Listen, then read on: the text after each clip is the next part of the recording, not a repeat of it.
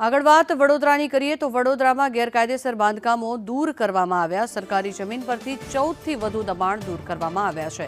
લારી ગલ્લા તેમજ શેડમાં જે પાકા દબાણો કરવામાં આવ્યા હતા તેને દૂર કરવા માટેની કામગીરી હાથ ધરવામાં આવી રહી છે, ત્યારે ખાણીપીણીની લારીઓના દબાણો પણ દૂર કરવામાં આવ્યા છે। પોલીસ બંદોબસ્ત વચ્ચે ડિમોલિશનની કામગીરી હાથ ધરવામાં આવી રહી છે। કોઈપણ પ્રકારની કોઈ અનિચ્છનીય બાબત ન બને તેના માટે તેને ખાસ પોલીસ કાફલો પણ ખડકી દેવામાં આવ્યો છે અને સરકારી જમીન પરથી દબાણો હાલ દૂર કરવાની કામગીરી કરવામાં આવી રહી છે।